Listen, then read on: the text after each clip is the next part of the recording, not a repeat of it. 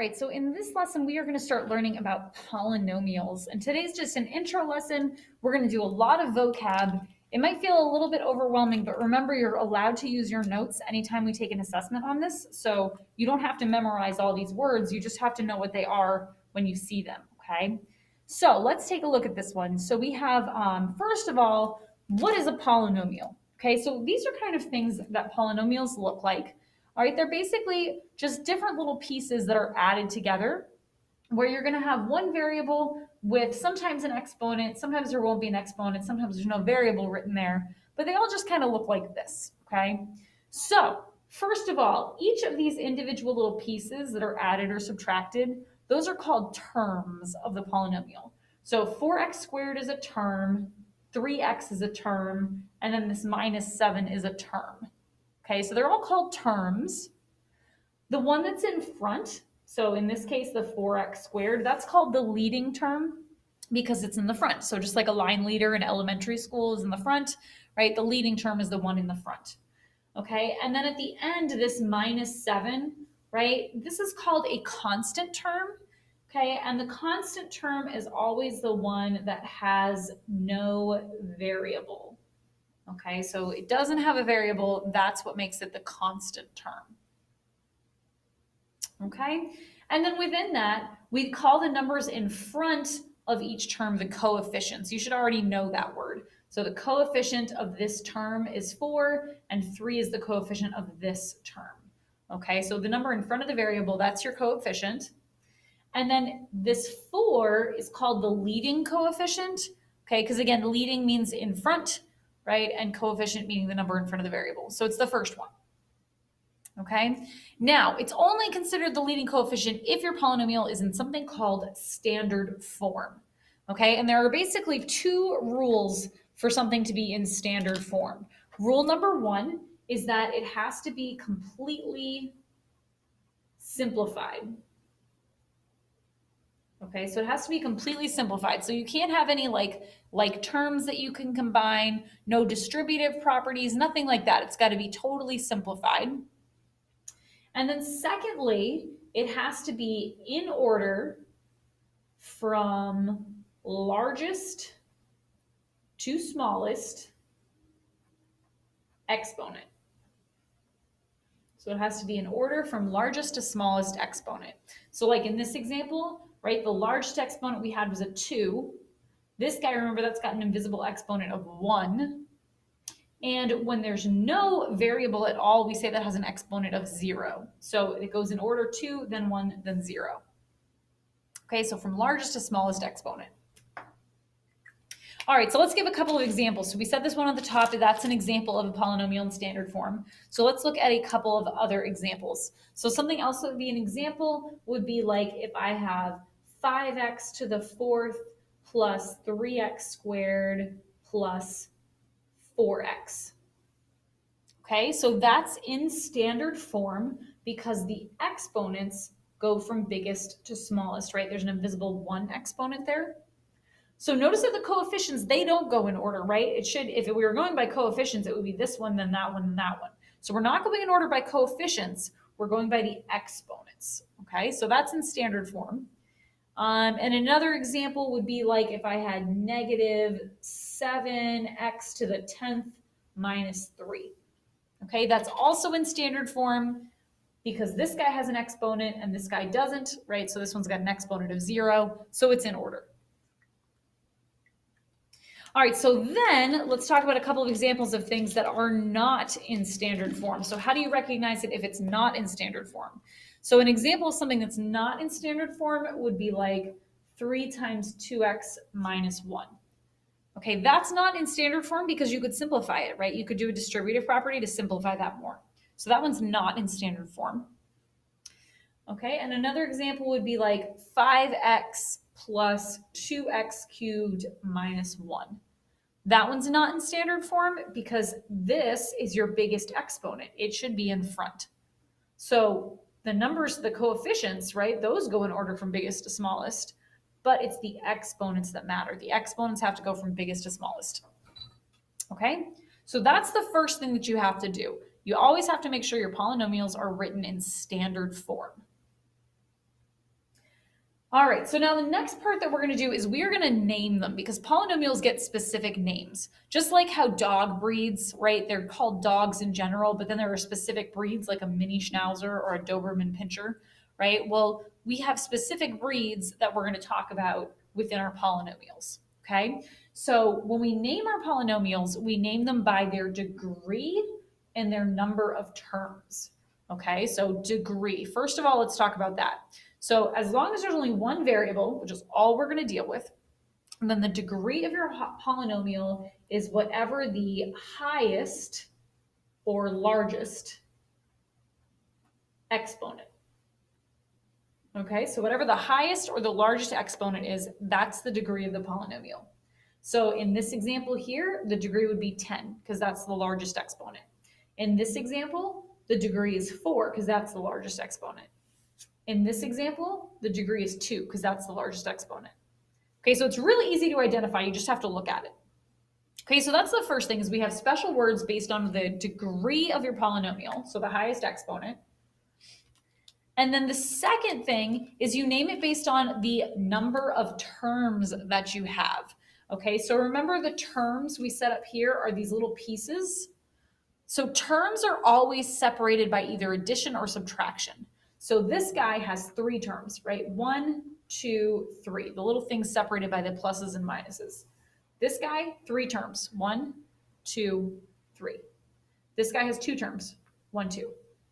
Okay? So the other thing is how many terms does it have? And those terms are always separated by addition or subtraction. So that's how you can tell where one ends and the next one begins. Okay, so that's how we're going to name it. Now we need to talk about some specific vocab. All right, and this is going to be the spot where you have a lot of words that you need to write down. So they're going to be weird words that you're not going to be probably all that familiar with. We've used some of them throughout the year, so some of them should sound familiar. Okay, don't let this overwhelm you. There's going to be a lot of words here, but remember you can use your notes always. So you're always going to be able to look these up. So don't stress out about it, okay? All right, so first of all, this first table here, this is going to be all the words that we're going to use when we name them by degree. Okay, and remember when we say degree, that is the highest exponent. Okay, so we're naming them by the highest exponent. So if the highest exponent is a 0, so an example of that would be like the number -7. It doesn't have a variable, right? So the highest degree is 0. Okay, when that happens, we call that a constant. Okay, we talked about that on the front page, right? The number without a variable is called a constant.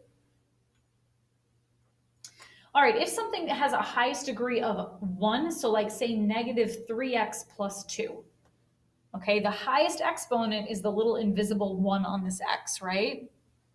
Whenever that happens, we call it a linear. Okay, and we call it that because it makes a line, right? Earlier in this year, we graphed a whole bunch of lines. They always had equations that looked like this, right? So linear equation. All right, if the highest exponent is a 2, so say like x squared minus 1, the highest exponent here is a 2. Okay, whenever that happens, we call it a quadratic. Okay, we're going to study those a lot more in depth. Well, not super a lot more, but we're going to be studying those more in depth over the rest of the year. All right, if the highest degree is 3, so say I had something like 4x cubed plus 2x squared minus 3x plus 1.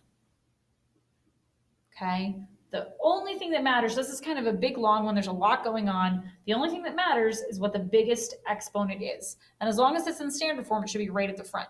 So whatever the highest exponent is, that's what your degree is. So this one has a degree of 3, and the word for that is cubic.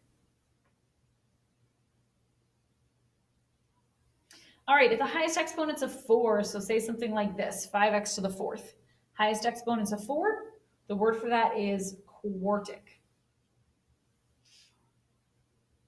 All right, now make sure that you're careful with these ones. People tend to get quadratic and quartic confused, right? Because they sort of have that same starting sort of sound, and quad sounds like it should be a 4 word, okay? So just be careful about that. That's a mistake people make a lot. All right, this next one, so say we have negative x to the fifth plus 3x squared plus x, okay? So this one, our highest exponent is a 5, and we say that is quintic. Okay, so quintic.